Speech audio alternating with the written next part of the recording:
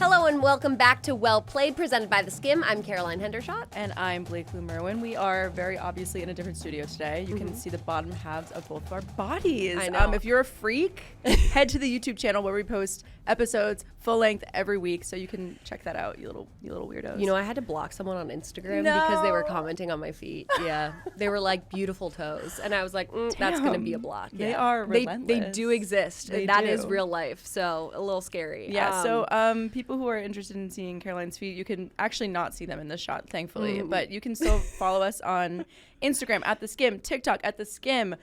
Follow, I guess subscribe is what they say for YouTube. Subscribe to our YouTube channel. Do all of that good stuff. Yeah. Well Played. Find it anywhere. But you want to tell us what we got going on today, Caroline?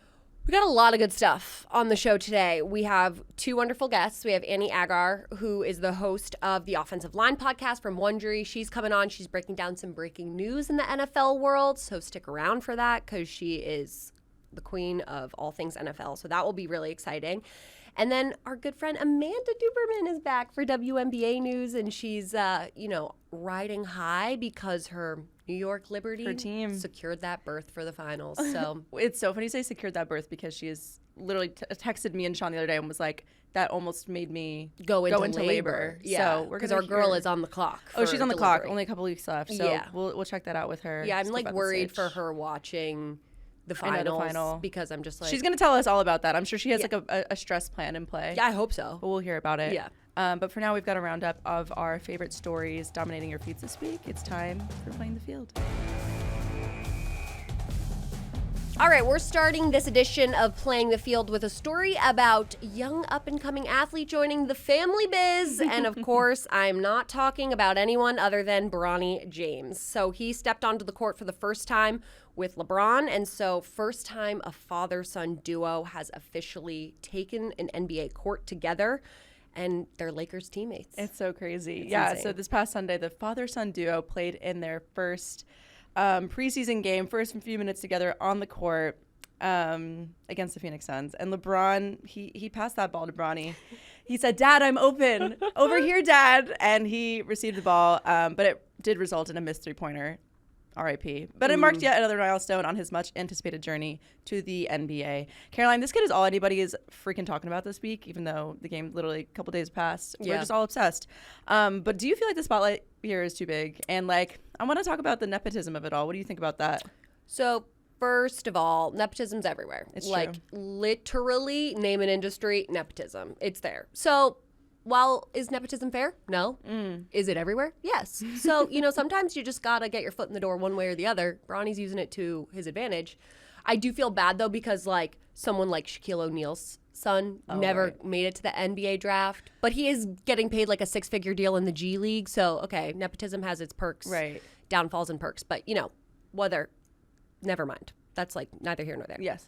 But I will say that I do think because it's LeBron James's son, the spotlight is going to be on him. It's probably every week. Yes, every single week, no matter what he does.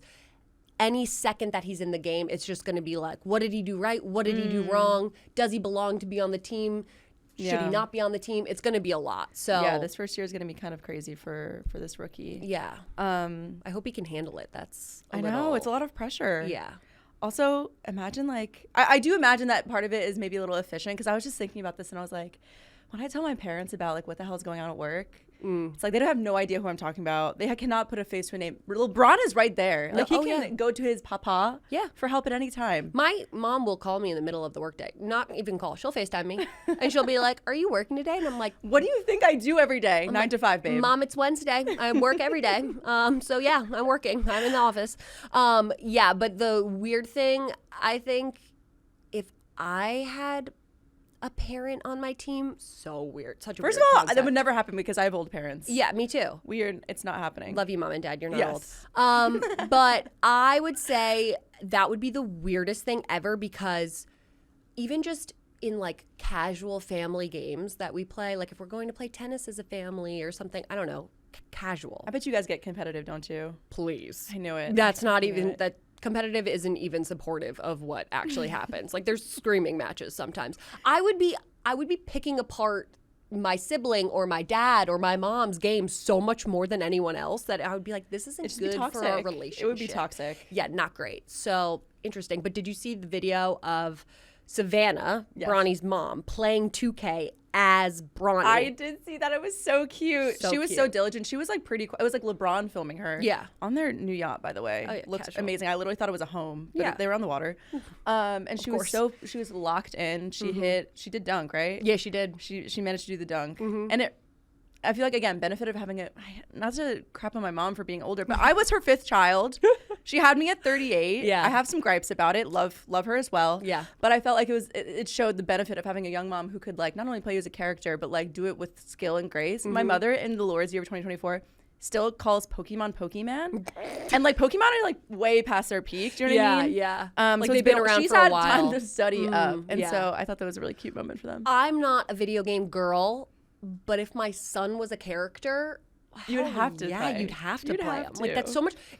I think it's way cooler than My husband. doing it as your husband because it's like, yeah, I birthed that human. That's my human. I've contributed to this. Exactly. So I deserve to play. Yes. So I'm here also, for it. PSA, I think it's tomorrow. There's a new Netflix docuseries dropping that I will be personally tuning into. It's called Starting 5. Oh yes, And we're LeBron James will watching be it. featured. We will be watching. We will be taking notes. We will be sharing about it next week. Yeah. And who knows, maybe by next week there will be more LeBron James news to share about. I hope Savannah is also featured. Yes. And their daughter Suri, like she's a queen. Queens. Yeah. So here for it. So for our next Playing the Field story, the Kansas City Chiefs are back in the spotlight, of course. Caroline, have you been seeing how much people are just like microscoping the hell out of how little or how much Taylor Swift is appearing at these Chiefs games? Of course, how could you not? It's everywhere. It's insane. Like it's been a while. I mean, she went to the game last night. Yes.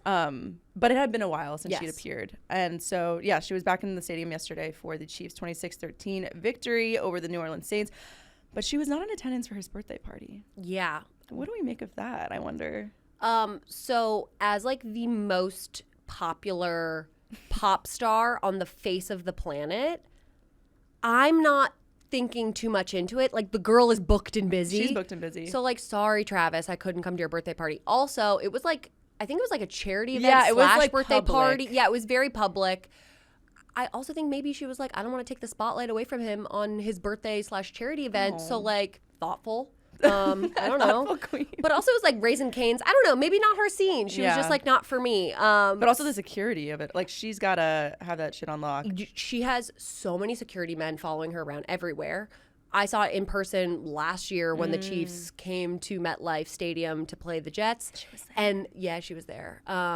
There were so many security men. And like there's just a whole procedure that goes into it. I did read also that the reason that she wasn't in attendance the last 2 games, a source said that it's because of the security at away games. It's like so much harder for them to kind of control, which I get. That People makes are sense. crazy these days. The So logistics like, for that alone seemed like a nightmare. But I also was thinking like, okay, Caroline, where does Scott work, your fiance?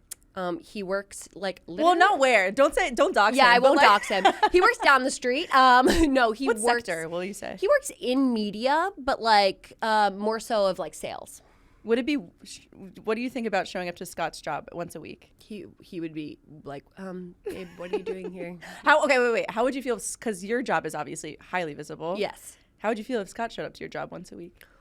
If he was in attendance at a game, I wouldn't really think anything of it. If he like came to the office and was like watching me like write a story on my computer, I'd be like, what are you doing? What is this bug next to me? You're embarrassing That's me. kind of how I feel about this whole story too. It's just like, Yeah. do we really need to? Let's not read into it. Yes. Also, she's busy. The freaking second leg of her U.S. World Tour is coming up. Starting in like a month, I think. Sorry if she She's had to gotta practice. Yeah, practice. I don't really know what we expect from her. Like she's just a normal human. She's just a but girl. But like She's just like us. the world's most popular girl. So casual.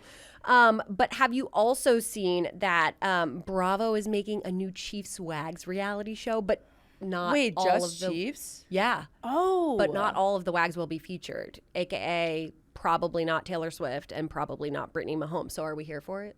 I mean, no. Like, why would I tune in then? I couldn't even name another wag from the Chiefs. Could you? I don't think I could either, but I love Wags. Like, I like Wags. As a concept. Yes, I like Wags when they're like, I know there's like a different Wags show, but they like really try to create drama on Yeah. it. I'm here for just being like a fly on the wall of the Wags and watching them kind of do their thing. First of all, they're so impressive. They're like, I could never watch someone I love doing a sport where I have no control over it. I would be a freaking mental mess. But also like Christian Juszczyk for the the 49ers. She's the wife of Kyle Juszczyk. She's like the one who designs all the clothes, and she's like so cool. I want to be her friend so badly.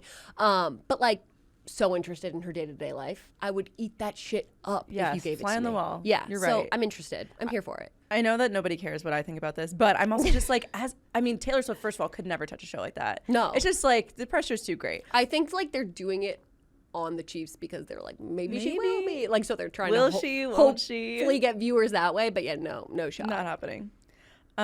Wait, also, Caroline? Yes. I'm getting some breaking news here. Oh my God.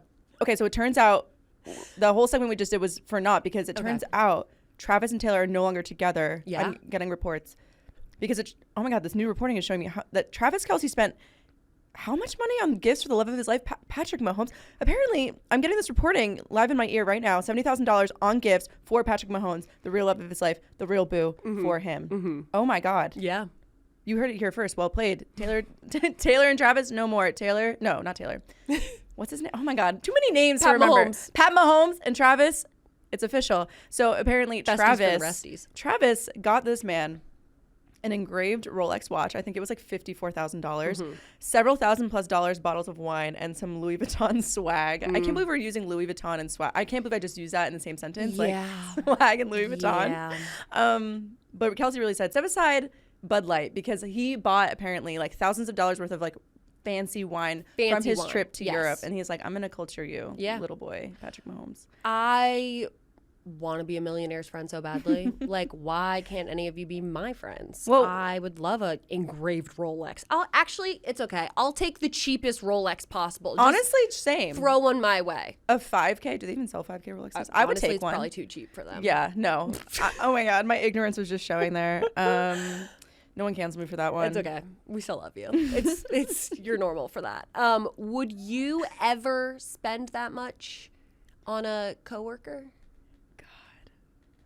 I mean, it's weird to say coworker, but they are coworkers. They are coworkers, but they're a different echelon. I think in my current state, the most I could do, honestly, I've been thinking about it. I was like, maybe I'll make a birthday cake for one of my coworkers. That's really sweet. Which I feel like, in a way, speaks more than a $54,000 Rolex. I love birthdays, so like making a big deal out of birthday, I'm here for that. That's really kind of you. Would I ever spend $70,000 on? I mean, 70,000 plus on a coworker? Probably not. But the day that my net worth is $90 million and I signed a $100 million podcast deal, maybe I got something waiting for me? That gift is coming in the mail for you. Oh my God. I know. So don't. A Rolex coming in the mail. Exactly. I will be shipping the Rolex. So no sweat. Okay, next up on Playing the Field, college football making headlines this week with the upset of the season. Previously unranked Vanderbilt pulled off a stunning 40-35 victory over previously number 1 ranked Alabama on Saturday, and that's when things got petty. So right as they won, there was like a video of this. People start storming the field, right? But the camera like pans to the Jumbotron and it's a quote of Nick Saban, and Saban is saying like the only place in the SEC where it's easy to win is Vanderbilt, and then that's it. And then they for just our like girlies in the audience, who is Nick Saban? Nick Saban was the previous head coach of Alabama. He's like one of the college football goats of all time. Okay. So now he's like a commentator on College Game Day, the show that goes on Saturday mornings on ESPN. But it was iconic. I mean, so the pettiness seemed really real. Yeah. But the story became quickly about how much the Vanderbilt students, how much their celebration is going to cost that team. It was not a small amount of money. Vandy owes Alabama $100,000 for rushing the field and tearing down the goalposts. Yeah. Do you really think that's how much that costs? Or is it more really? Oh, yeah. And it goes to Alabama because the SEC put in place this rule where when a team storms the field, you get fined. The more times you storm the field, the higher the fine goes. Oh, so I can't imagine this is the first time this has happened. No, they've done it a bunch. But like the next time that they storm the field, it'll be like $250,000. Yep, casual. Oh my God. But you know what's so crazy? I don't understand this phenomenon, and maybe that's because I'm not a college boy. But the tearing down of the goalposts. Honestly, I'm not necessarily a fan of storming the field because I just think a player could get hurt in the process.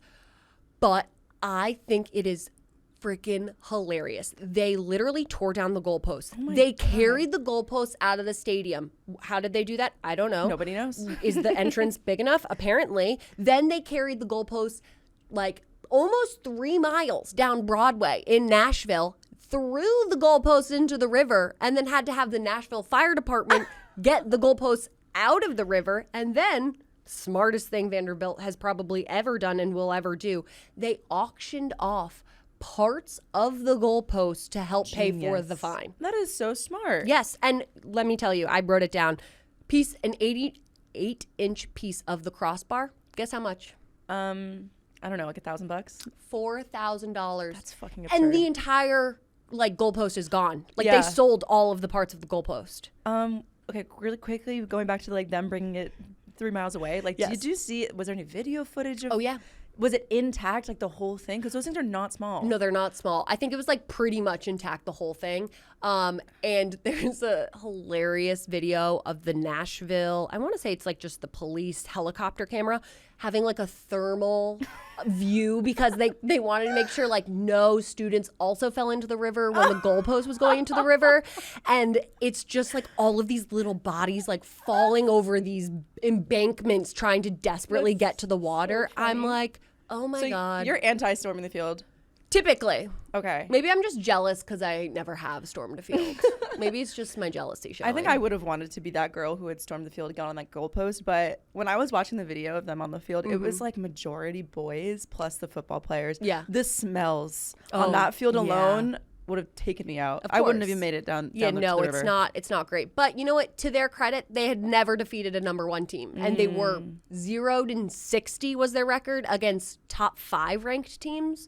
So I get it. It's the biggest day. Celebration wins. It's the biggest day of your school's football program history. So okay, sorry, sorry for hating on you a little bit, but I'm here for it. So before we move on and bring in our guest, Caroline, did you want to fill us in with some news from Coco Gauff? Yes, please. I love Coco Gauff. I'm literally obsessed with her. Very similar to my obsession when Serena was still playing. I'm thinking of her in a little Serena kind of way. Yes. But Coco Gauff won her second tournament this season with a dominant 6-1, 6-3 victory over Karolina Muchova in the final of the China Open on Sunday. So at 20 years old, she's the youngest China Open champion in 14 years, and she's the first American to win since Serena Williams in 2014. Oh my God. So how much do we love Coco? I mean, we love her. Actually, The Skim did an awesome, we went kind of viral for this one. We did an amazing post where it was literally Coco Gauff watching Venus Williams play when she was probably oh my God, it's from 2012. And she's just sitting right behind Venus, just watching her. And it's just see, believe it, and you can do it. So it's such a beautiful, full circle moment. Also, I saw this really tender moment between her and Naomi Osaka actually at the China Open. Oh, yeah. Where Naomi had to tap out of their match because of an injury. And they were just grilling it on the sideline. She was just can I help you with your bags? And Naomi was kind of back injury. Yes. So she was can I carry your bags exactly. for you? And she was Queen. Really? Queen. It was so nice. Great sportsmanship. We love Coco. Yeah, obsessed with her. Yes. Also obsessed with her parents. I saw this video of her mom as soon as she won. She's ripping off her sweatshirt to show that she's wearing a shirt with Coco's face on it. Aww. I'm that is a stand. That is mom. And I love that. Coco moves up to the number 5 ranking and is already playing matches in the Wuhan Open, which got started yesterday. And so we're wishing her the best and a victorious reign at the Wuhan Open as well. Yeah, cheering for another victory for Coco. When we get back, we'll be joined by Annie Agar, football insider and host of the Offensive Line podcast from Wondery. Don't go anywhere. All right, y'all, we are so happy to be joined remotely by our guest today for Tuesday Morning Quarterback. You know her as the woman behind some of your favorite NFL TikToks and Reels, and as the host of the Offensive Line podcast. Please welcome Annie Agar. Hello. Hi, Annie, guys. Thanks for having me. Oh my God, we're so stoked to have you. Thanks for jumping on. We really appreciate it. Anytime. All right, we have a lot of NFL topics to cover with you. Some wide receivers behaving badly, some quarterbacks playing not great. But before we do, we want to hear about your podcast and how you kind of got into the NFL world. Yeah, absolutely. So I started doing these meeting videos back in COVID when TikTok had just kind of become a thing, and I didn't have any intention of it going viral or doing anything like that. And I thought we just needed some comedy and kind of a weird time for everybody. And the videos took off. The first one I did had like 3 million views overnight. And I'm like, okay, this is, I can do something with this maybe and keep it going. So I started doing all of that. Obviously, I've done it for now a couple of years. And then I was approached by Amazon, the people at Wondery, and they thought, a podcast would be a good way to elaborate on the meetings because I can only fit so many jokes in, 3.5 minutes. So that's what the pod is. It's a lot of sports betting, a lot of humor, hopefully. And just kind of roasting people in the same voice that I use in my videos, but just kind of elaborating on it a little bit more. I love it. Have you always been, this is a 2-part question. Have you always been like sarcastically funny in like your roasts way, or have you just like really taken that on? Thank you. It's a weird question to answer because you're like, oh, have I always been funny? I think I'll answer it this way. My family is very dry sense of humor, sarcastic. Mm-hmm. Like, we say I love you and then follow up with like an insult. That's just how our love language is. So I think that's kind of where that came from. And especially with sports, I mean, that is, talk about love language. That is my family's love language. I mean, we used to sit around the dinner table and talk about what games were on that weekend instead of how our day was at school or something like that. So, so I think it's a natural kind of tone of voice for me, I guess. And I just follow that into my videos. Okay. And then second question, who's your NFL team? Because I went to the University of Michigan for college. I'm not from Michigan, but you're a Grand Rapids girl, aren't you? Yep. Mm-hmm. I am. Yes, I was actually born in Detroit. Okay. Close to Ann Arbor. I was born in Livonia, if you know where that is. Yep. And my brother, love him to death. My entire family, they are diehard Detroit fans. Diehard Detroit everything. Red Wings, Tigers, Lions, especially. And if you guys know me and follow me on social media, I am a diehard Packers fan. Weird story how that happened, but yes. If we have to, you want me to tell you? Yeah. So basically, my best friend growing up, she had 6 brothers, and she was all from Wisconsin, diehard Packers fan. Mm-hmm. And I used to go over there on the weekends, and I was young. I was probably 7 or 8 maybe.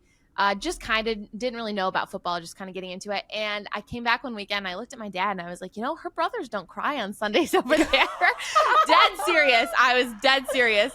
And he's like, yeah, they're from Wisconsin. I was like, well, I kind of like this whole Packer thing. And I think it got out to one of her brothers or something. And of course, they got me a cheese head and they got me a jersey. And so it's all basically my friend's fault. And it pissed my brother off. So I was like, oh, this is a win-win. Right, of course. Because as the sister, you're always trying to bug your brothers. Right, yeah, absolutely. Yeah.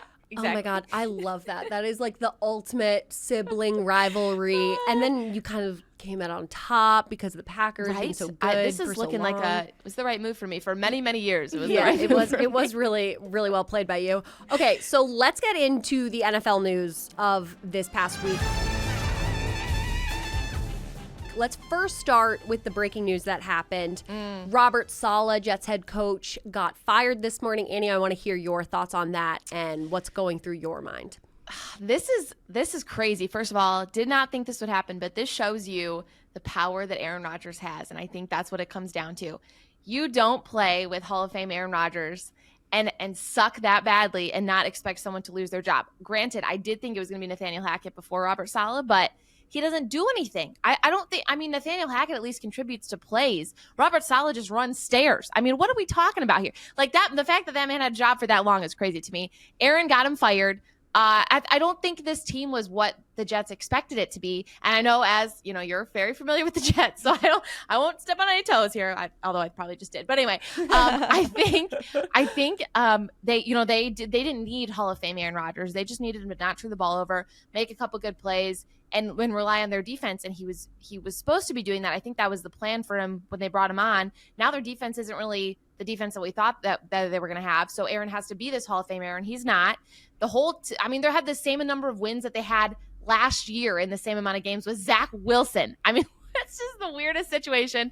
So I'm shocked that Saleh lost his job, but we kind of saw it coming. I just didn't think it would be him, and I didn't think it'd be this soon for sure. Yeah.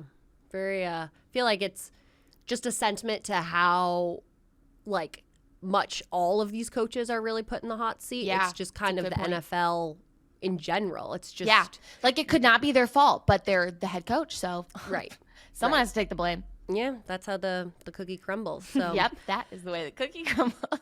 All right, some other stuff. Devontae Adams, he demanded a trade away from the Raiders, looking to find a new home any day now. Adams kicked rumors into high gear when he posted very cryptic Edgar Allan Poe on his Instagram story, leading many to speculate that he could land with the Ravens because that's one of Edgar Allan Poe's like famous poems, The Raven. This was like so funny to me, the crypticness of it all, because, well, first of all, unexpected that an NFL, I mean, I know it's like the references to the team that he wants to this is like NBA level drama. Yeah, Yes. and I was just like, this feels like me in 2009 when I was like literally in 6th grade. Somebody should have taken my computer away. And I was like posting things that I wanted like my crush to see. Of course. Yeah, You know what I mean? There- Of course. There's a whole TikTok trend of that where it's like, oh, my crush said he liked like pale girls, and it's her just like white face, like, you know. No, you know what's so funny about this is, have you seen that it's like a famous tweet of how certain NFL players tweet, and it's like the quarterback goes, "I love my teammates, great win." Running back is like, I forget exactly, but they're like, the tight end says derp because they're essentially calling all tight ends dumb. And then they're like, wide receiver, really cryptic message That's about so like, true. and it's just like, oh my God, guys, don't play into the They are the stereotypes. toxic girlfriend in their relationships, aren't they? That's Yeah, bad. they might. They're the they might be. pick-me's. They are the pick-me's. They are the pick-me's. So what do you think of this whole situation? I think because then Devontae came out and he was like, "Oh, it had nothing to do with the Ravens." What are you trying to do You're just here? putting Edgar Allan Poe on your Instagram Guys, story. he I just think it's loves randomly, poetry. you just wanted to read The Loves Raven on a random poetry. day. It's ridiculous. But he came out and said he either wants the Jets or the Saints after this weekend. I don't know, because both teams are not Super Bowl contending looking teams, which I think is what he wanted. But yeah, how do you not read into that? I even did a TikTok about it. I immediately thought it's the Ravens. He wants to go play for the Ravens. And I think we'll find out pretty soon because he was supposed to be on Kay Adams' show today and he does not. Yes. So I don't know if something's going to happen. And with the whole Salah news, I don't know what's going on. Yeah, So there's he's going to keep being cryptic and we'll keep reading into it, I'm sure. a lot of things up in the air with that one for sure. It's a little impending. It is Shall very, we yeah, say. impending doom. That's very Edgar Allan Poe of you. Thank you. What can I say? Channeling my poet inside. Okay, another wide receiver in the headlines for all the wrong reasons this past week was Packers wideout Romeo Doubs. He was suspended for Sunday's game after reportedly skipping both Thursday and Friday practices in Green Bay because he was, quote, upset with his opportunities in the passing game. Annie, this is your team. It's my team. What is going on? This is going to be biased of me to say, That's okay. but there has to be something else going on that we don't know about. And I've been reading all the Reddit pages and all the Packers fan things because that's very unlike Matt LaFleur. That's very unlike our coaching staff to make a wide receiver, especially someone like we are known for having, all this spreading out. Everybody eats, like Sean McDermott says, everybody eats. Like we spread it out throughout all our wide receivers. There should be no reason he feels that way unless there's some attitude issue going on behind the scenes that I don't know about. So that's what I'm thinking because I'm hoping it's not the coaching staff. I'm hoping this is a him problem. I think we need him. Granted, he hasn't been getting as many targets and touches as I'd like, but we have the other guys to do it too, like Jaden Reed, insane. So Romeo, figure your stuff out. If you don't, then we're going to trade you. Back. So sorry. Yeah. Talk to your therapist a little bit. Yeah. Talk to your It'll be therapist. okay. Yeah, we'll be okay. It's all good. Don't pull a George Pickens. Everything will be fine. Yeah. Tuesday morning quarterback continues with some speculation about the quarterback situation in New England following yet another loss with starter Jacoby Brissett running the offense. Looks like rookie head coach Gerard Mayo has changed his tone about throwing rookie first-round pick Drake May in the game this weekend. Caroline, first, I want to ask you, what are the pros and cons of throwing Drake May in the starting lineup going forward? Because I feel like I've sussed out your vibes on how you feel about rookies. Like, I want to know what your take is, and I feel like you have some strong opinions about it. For Annie, that might not know this about me, Yes. I'm very team let the rookie sit for a year, let him Good to learn, know. I wanted to know the stance. Yep. give him some time, because I just think that the transition from college to NFL is so different, so hard, and the ones that can do it right away, props to you, but like they're the outlier, they're not the rule, and so I think they had a completely new starting 5 offensive linemen. 2 of those were because of injury, but 3 of them were just like a choice. We're just going to swap you out. And they looked decent, but I think that the same problems were still happening. Like they looked good in the run game, but not as good in the pass game. if you're not looking good in the pass game, you can't throw the rookie quarterback in. I just feel like that's a recipe for disaster. Then you're going to mess with the rookie's confidence. Then it's going to be and then it just kind of snowballs, It's not great. What do you think, Annie? I think he'll die. That man might not survive. Some of us are more fatalistic than others. He might not make it to week 7. There's no way on God's green earth. Look at what Dave Canales just put Bryce Young back in the game. They had injuries to their O-line. They took Andy Dalton out to put Bryce Young in because they didn't want to hurt Andy Dalton. So basically you're saying, oh, you might die today. Sorry. That's just, you're a rookie. That's stupid. I totally agree with you guys. I don't think, you can't put these rookies in. They're trying to simplify the game they did with Bryce Young. You're learning a system in college. Then you go into the pros and you have a playbook. Dan Orlovsky's talked about this a million times. You can't just throw these guys in there and simplify the game enough because they'll die. They don't have enough time, especially behind that O-line. I think that's terrible. I think they need to leave Jacoby Brissett in for sure. So do you just chalk it up to a rebuilding year and you kind of accept the losses work that on you're the going to draft? get? Patriots start focusing on the draft. Yeah, that's so tough for them to hear. So I don't know what's going on with my light. Maybe I'm haunted over here. My light just keeps blinking. Okay, sorry. All good. All good. Mysterious lights. Stop talking about Drake May. He's haunting me. He's coming for you, Annie. Yeah. So there's also a growing quarterback controversy in Cleveland this week. As starter Deshaun Watson continues to put up some of the, I was going to say some of, but according to my friends on Reddit, they believe this is these are the worst passing numbers of any starter in the league this season, leading many to question why the Browns are refusing to just move on from the disgraced quarterback. Yeah, there was also that moment. I don't know if you saw it, Annie. I'm sure you did, but Kevin Stefanski appears that he wants to go for it on 4th down, and Deshaun Watson's just walking off the field like he gets to make the decision. Yeah. I'm really confused by that one. So very head scratching. There's a lot to unpack, including probably the worst contract ever done in NFL history, in my opinion. But what do you make of the whole situation? Yeah, it's terrible. It's probably worse than Herschel Walker. Yes. The specific play I think you're talking about was when they had 12 guys on the field. So then they burned a timeout because they had 12 guys. I think they had too many already. Had the same number in the huddle again. They didn't use another timeout because they only had one left. So they just took the penalty. And everybody's like, oh, Deshaun walked off. Deshaun did this. Yes, he did, but it's because of the penalty. But also, I don't think Kevin Stefanski and Deshaun are anywhere near on the same page. I think he's one of the, of all the bad quarterbacks that the Browns have had, he's probably the worst. Statistically, just Johnny Manziel was better statistically. That's how bad we are for the Browns. That's saying a lot. It's not good. It's not good in Cleveland. And I don't think it's Kevin's fault because I think Kevin would have benched Deshaun week 1. I think this is either a Haslam issue, who's their owner, or an Andrew Berry, their GM. But I don't even think Andrew Berry has enough power to bench Deshaun because they look stupid now. They're a Jerry Jones situation. They paid all this money, $230 million or $200 to just have it. Oh, it's terrible. That's an expensive embarrassment. I feel so bad for the Browns. Actually, not only is it embarrassment, then it's an expensive embarrassment. Oh, yeah. Not great. So what would you do if you were the Browns front office? How do you kind of salvage any sort of season? You gotta bench Deshaun. It's just there's no point in cut the losses, focus on the draft, go draft a quarterback.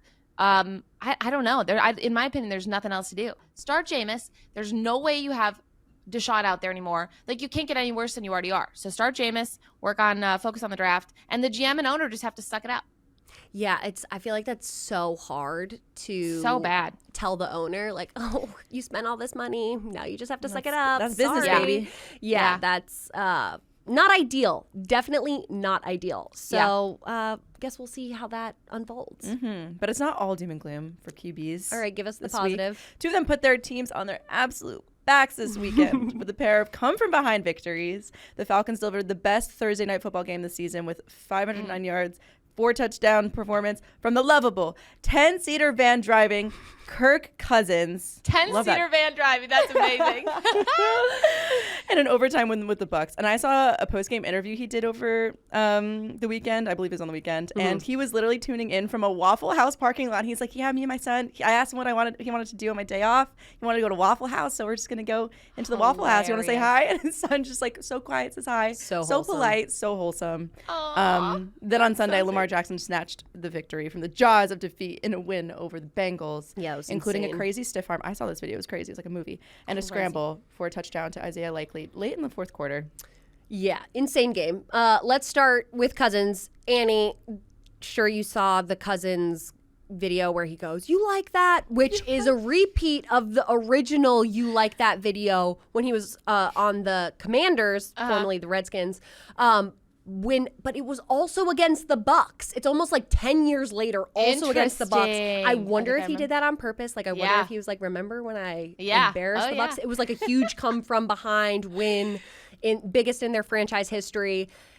So what did you think of that moment in the locker room after the game, and then the improbable game-winning throw to Daryl Hodge to win it in overtime in what was his first play of the game? Yeah, Kirk, there was a lot of speculation with Kirk and his contract because how this man keeps swindling people out of money is crazy. And then he does something like this. Yeah. And he had that late pick, and we thought, oh, it's primetime Kirk. He threw the game away. And then he comes back, and it's like, and it's always Kirk Cousins with no timeouts. Whenever he's on a team that has no timeouts and he has like a 2-minute drill, he's like Joe Montana. I don't know what happens turns into to him. A new person. Oh, it's incredible. And so he is. I'm very impressed with him, and I love Kirk. I think he's hilarious. He doesn't like put on a show. Yeah. He's just like so authentically himself. He is. He's never trying to be someone else. Yeah, it's not a show. It's not. And he's from Holland. He's from our area. Neck of the woods. Michigan, a little Michigander. A little Michigander we got there. I also loved the moment when he was like with the crowd swag surfing. And someone in the post-game presser was like, "Who taught you to do that?" Yeah. And he was like, Taylor Rooks, the Amazon host, like who sat down with him in the interview earlier. Yeah. He was like, "She's from Atlanta, so she taught me how to do it." And I was like, God bless Taylor Rooks. Like, she saved that man because he was like, hilarious. That's a fun song. I like when people dance to it. I'm like, you are such a dad. It is. Yes. Yeah. Yep. You are a blessing. The swag and the surf, he called it, or whatever. Yeah. Oh my God. He's too funny. Okay. What about the Ravens? Are they going to ride this hot streak into next week against the Commanders with Jaden Daniels? Like, oh, it's going to be a great game. Take the over on that game for sure. Lamar, we were worried about the Ravens in their fourth quarter, John Harbaugh blowing a lead in the double-digit lead in the fourth quarter for the first couple games. But this Ravens team is so good. Mm-hmm. Lamar is so incredible. I mean, like you were talking about that one play, he like threw two guys off of him. And I thought, oh, he's just going to throw it out of bounds. And he connected with the guy in the end zone. Lamar is incredible. And to top that off, they have Derrick Henry. I don't think this team is very stoppable right now. And I think they're big Super Bowl contenders for me. They just got to figure out the late game and don't be conservative with double-digit leads, John. But, yeah, they're a great team. Interesting. I like that insight. I like that. I like the Super Bowl contenders for you. It might be too early. It's week 5 or week 6. Okay. That's lots of hot takes this week for me, Annie, and I really appreciated that. Yeah. But thank you so much for joining us today. We had such a fun time with you. But where can our listeners keep up with you on Instagram? What's your show? Tell us everything. Absolutely. So the podcast is The Offensive Line, and I post it comes out every Wednesday, and I'll post about it so you can follow on socials. My TikTok and Instagram is Annie Agar 5, and then Twitter is just at Annie Agar. Cool. Amazing. You're the best, Annie. We appreciate your time. Thank you guys so much. Thanks so much for hopping on. Of course. Good luck with the rest of the season. Thanks. As promised, we are joined by our very own Amanda Duberman, who only got one brief fleeting week from us and doing the podcast. She's back with a vengeance, but you couldn't stay away for long because your New York Liberty are in the WNBA Finals. How good does that feel to hear? It feels incredible, but I really related to the guest last week, Erin Foley, who is a longtime Liberty fan. It's stressful. Oh, yeah. It's stressful. But, you know, this team, they're very, like, stoic and focused. They keep saying, like, we haven't done anything yet. We haven't done anything yet. It's a huge accomplishment. It feels great. I mean, like, they're not to make it yet. This far again, you can't take that for granted. So I'm thrilled that they did it in 4 games. I'm over the moon. Yeah. My husband, it's my wedding anniversary this week. And my husband was like, we can do let's do something nice. And I was like, okay, I'll plan something. He was like, so what are we doing? I was like, I bought very expensive tickets for game 1 of the Liberty Finals. As you should. It's the perfect excuse. I'm thrilled. It's going to be so fun. Good. We'd love to hear that. So they're facing off against either the Sun or the Lynx, whoever wins tonight's game 5. Right. So who do you think has the edge tonight in Minnesota? I mean, it's been a really interesting series. I think Minnesota was definitely favorited to maybe not sweep. It's hard to sweep a series, but you know, if Minnesota can like get together offensively, which it normally does. I mean, Connecticut is like an unbelievable defensive team. And then especially in game 4, just like all their shots were falling. It was incredible. But I think Minnesota, they're back at home. I don't think they're going to let this series. I think if the Connecticut Sun won, I mean, they're pretty evenly matched, but I think that would be sort of like a slight upset. I think they were third in the league, whereas Minnesota was second. So my money would be on Minnesota for tonight. But it's going to be, I mean, it's going to be a close match. It's going to be an incredible game. Do you have a preference? It doesn't have to do with skill at all. It could just be like you prefer the fans of one or the other. You feel like it's going to be a crazier game. I mean, I would prefer, it's really interesting because in the regular season, the Liberty played the Sun 4 times, beat them 3 times, lost only once. That's pretty common. It's hard to beat a team every time you play them. The Liberty played Minnesota 4 times. They lost 3 times. The Liberty only lost 8 games in its regular season, and 3 of them were to Minnesota. The Liberty has a hard time beating Minnesota. And I feel like the Liberty has kind of been sort of anointed as the obvious favorites for the finals. As a fan who watched those Minnesota games in the regular season, I don't see it that way. So I guess I have a slight preference for Connecticut Sun because we seem to know how to beat them a little better. Our toolbox is we have more in our toolbox to beat them. Whereas Minnesota, just like if Nafisa Collier is hitting her she scores like 30 points a game. Casual. Bridget Carlton is unbelievable. So I think we have a better shot up against Connecticut Sun. But either way, it's going to be, I think it's probably going to be a 5-game series either way. But yeah, I will be on the edge of my seat, low key rooting for the Sun because I think they're a little bit easier. We know how to beat them, whereas the Lynx has gotten the best of us a lot. So who's going to need to step up from this Liberty? Would like in this final series, is it going to be Sabrina? Is it going to be Stewie? Someone else?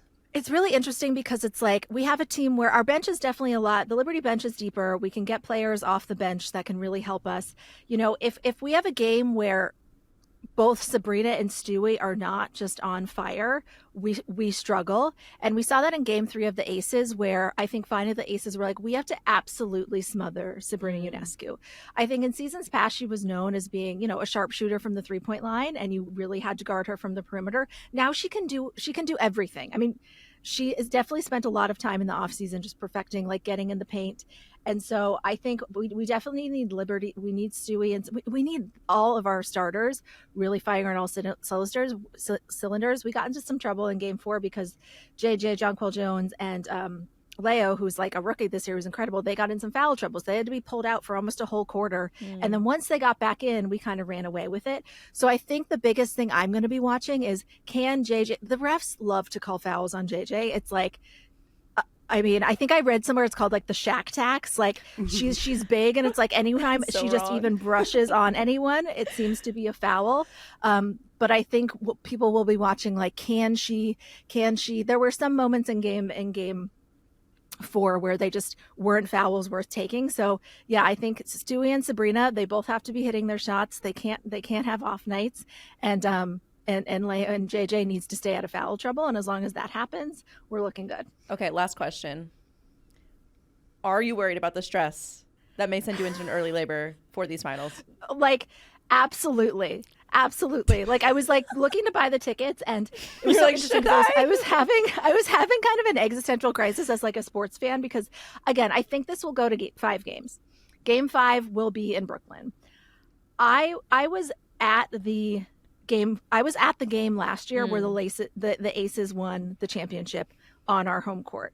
I don't think I could go through something like that again. Yeah. But I realized, like, I had this really sort of like identity crisis as sort of a newer, intense fan of sports, of a sports team. It's like you have to be willing to accept the possibility of the devastation in order to also get what could be an unbelievably euphoric moment. If I want to be there in Barclays when they win it at game 5, then I have to be willing to accept maybe it would be, another huge, devastating disappointment. So we'll see. But like Blake said, I actually don't think it's medically advisable for me to be there either way. But it's just been such a fun season, and it's really, this definitely feels like the outcome that was supposed to be for all of these teams. So it's just a great time to be a women's basketball fan. Despite all of the people on the internet that were like, oh, nobody's going to watch after Caitlin Clark is out. People are watching. People are still watching. Trust me. Yeah. Just make sure that you have the the mapped out route from the arena to the closest hospital. So true. my Yeah, no, sake. the traffic outside Barclays won't be bad at all at the end of Game 5 no. of the finals. Easy for breezy. sure. Yeah. Amanda, thank you for stopping in. Of course. Thanks, girls. Miss you. We missed you. We are concluding today's episode with a game called Send It, courtesy of our dear friend Blake with that name. It's a selection of our favorite viral moments from the week that you should be sending to any of your sports group chats, just informing people of what's going on in the world. So go ahead, Blake, you get your first nominee for Send It of the week. Okay, so we need to talk about your kicker on the Jets. Can you say his name? Greg Zuerlein. Greg Zuerlein, who remained totally unbothered as the Vikings cheerleaders danced directly around and past his kicking tee during warmups. You need to watch the video. It is so funny. He is literally, like I said, so unbothered. He doesn't give a single F that these girlies are doing their thing out there. But I gotta know, because, I mean, you must have met this man before at least once. Is this the Greg Zuerlein you would expect to see in warmups? Like, is this par for the course for him? Yeah. Are you surprised? No, I'm not surprised. He's very all business. But I think most kickers are, because typically kickers have to warm up in the opposite side of the team that they're playing. yes. So they're warming up with essentially the opponent, which always creates for some sort of drama at some point in the season. Because you're just all up in each other's space. You're about to take each other on. It's a lot. So I think they're used to just being very stoic. I have a job to do. Nothing can distract me. Also, half the time, I feel like kickers are kicking to win the game. So of course you have to have Big ice job. in your veins, Not a small job. Could not be me.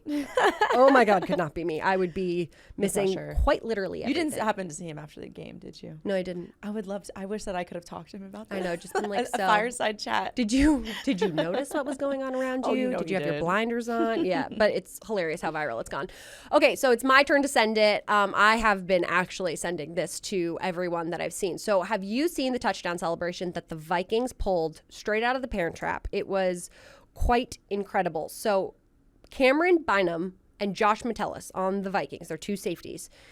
They have had 3 weeks of insane celebrations. So one of the weeks it was an usher dance. Oh my God. One of the other weeks it was some backflips. Again, couldn't be me. And then this week they did the Parent Trap handshake between Annie and the butler Martin, the iconic one. And They were in London too, yes, right? It was an ode to London. my It was God. so well done. Thought out. Cameron was like, I was watching The Parent Trap because it's my favorite movie the other week. And then I saw that and I was like, that's got to be it. We got to do it. You have to watch the video if you haven't seen it already. My favorite part, obviously, these two guys have rehearsed this to a T. The two teammates standing behind them who were quite literally just staring at them do this with the biggest smiles on their faces. They're just oh my God. They're proud parents watching behind them. And they don't know what to do with themselves because they obviously can't be included in the handshake. So they're just They probably wanted to join in so bad. oh yeah, FOMO. This is just evidence that you should just if your boy wants to dance, let your boy dance. Let your boy dance. It will pay off in the long run. No, it was incredible. I loved it. So can't wait to see what that duo continues to do in their celebrations. Yes. Okay, so my next one is for Miss Celine Dion. She sent me personally after her viral pregame clip from Monday Night Football. So apparently, reportedly, Celine is a huge fan of NFL football because her all coming back puns were off the charts. You have to send this one to the football moms. I'm going to send it to my mom. She's probably going to be so confused. But yeah, she was basically just giving a very motivational speech about Monday Night Football to the tune of her song. She got doused, I will say, with Gatorade at the end of the video. And I think people were confused by this one. Definitely. I sure was. But this is all to say that this is just bringing me back again. I hate to keep talking about it, to our episode with Matthew Berry, where he made fun of me for picking 3 queer icons. I mean, Terry Crews, maybe not a queer icon. Yeah. Liza Minnelli, Billie Eilish for my Skybox. And he was like, that makes no sense. Celine Dion did it. Everybody's confused, but you know what? It's getting us talking. Yeah. It's getting us talking. Maybe it's even going to attract a new audience to the NFL. And that was my point all along. It's just so interesting that she was pegged as a football fan. I'm like, Well, Celine, that's what I mean. It makes no where sense. have you been then, girly? She's also Canadian. I mean, yeah. we have international fans, Right. of course, but But interesting. Yeah. I just, the Run more that you one back, know, guys. the more Yeah, you yeah, know. yeah. It's really, that one really informed me, I'll say. Okay, so last Send It nominee, we need to talk about the viral Boise State beach volleyball player who's going full on Gauff. Like the internet's obsessed. She like took these sophomore Nora Hyde is committing to the goth. So she's literally in team photos, full makeup, all goth. Yes. And people can't get enough of it. I certainly can't. It's hilarious because like side by side of her teammates, she's just in full face makeup, goth, and then her other teammates either have very little makeup on or like none, and they're like sweaty or whatever. How much do you love her? Well, I have to say she's kind of living my dream because I remember Are when you a goth? I wanted to be so bad when I was in like 4th grade. I literally begged my mom to take me to Kohl's because Avril Lavigne had, you guys might not know about this, is a deep cut. She had her own clothing line at Kohl's, and there was this purple and black zebra print like zip up hoodie with a skull little chain on the zipper because I wanted to be goth so fucking bad. So I'm personally for it. I'm also wondering where out there is Hot Topic. I'm looking for a sponsorship. That's such this a is the good opportunity for idea. Hot Topic to get into sports, Oh my underserved gosh. sports at that. Wow. That's my pitch. I hadn't thought of that until this moment. That's actually great marketing for Yes, them. yes. You're doing the Lord's work with them.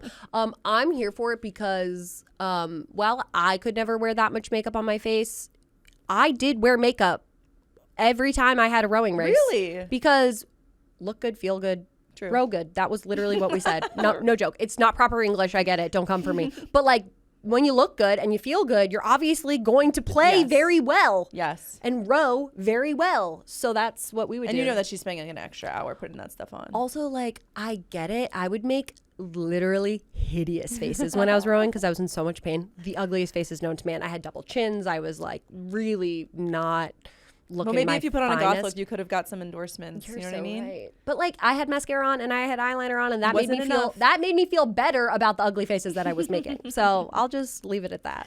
Okay. Of our 4 stories, which do you think sent it the hardest? I mean, obviously I'm a football girly. I think it's got to be, and I'm not going against Greg Zuerlein. I love him. I think it's got to be the handshake from the Parent Trap, just because I love the Parent Trap. Like, come on. Okay, I was gonna go for actually Greg Zuerlein's story because I think what I like about the idea of send it is just like people just deciding to send it anyway, even when the odds are against them. He Yeah. could have taken one of those cheerleaders out. Yeah, he He could have made It could've been headlines for the messy. wrong reason. It could have been messy. and he didn't. Yeah.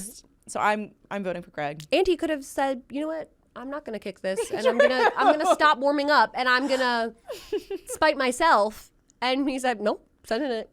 I'm going to keep doing it. That's it for this episode of Well Played, presented by The Skim. Blake, another week done and dusted. How we feeling? I'm feeling good. I'm worried about you. You got to go deal with this fallout. Go save the potentially. world. You got to go Yeah. save the world. What can I say? Superwoman. Just another day on the job. Yeah, what for can I you. say? We're going to be back next week in studio with another episode of Well Played, so make sure you are subscribed to the show wherever you are listening. And if you're not watching on YouTube, why not? Yeah, like I said, You get to see our legs in beautiful today's- faces. legs in today's videos, you weirdos. But also, so our producer mentioned to us that we have to start posting more on social media. Oh my God, producer Sean bullied us. Yes, he literally we went did. and we got drinks as like a little Skims team, and he was like, "You guys need to post more, and you need to stop being embarrassed by yourselves." And sorry that we're both the youngest children, Sean, and that Seriously. we have been literally made fun of for everything that we've done in our entire lives since the day we were born. Yes. So it's okay. But I'm going to be turning off. Sorry, go ahead. I was going to say, we're slowly getting over it together. I was going to say, we're going to start turning off our self-awareness. Yeah, we're working on that. Yeah. I'm going to be talking to my therapist about that going forward. Basically, though, you should follow us on Instagram. Yes. Because What's your Instagram? This is my pitch. Oh, God. The thing is, like, my Instagram is also annoying to type. No, plug it. Okay. It's at BL, 3 A's, 4 K's, and an E. Special. See why I'm so embarrassed? You'll We're never working on forget it. You'll never forget it. It's in the show notes too if you can't type that in. That's okay. But And people will know. Hendy. I'm at CG Hendy. Wherever social media platform that you go to, I'm CG Hendy on it. Because that's my creativity in a nutshell. I would keep it that simple too if my name was simpler. But as always, please leave us a rating and review. We'd love to hear what you think about the show. And tell your friends about the show. Spread the word. Be sure to check us out again on our YouTube channel. But Until next time, this is Well Played. the only podcast in the league of its own.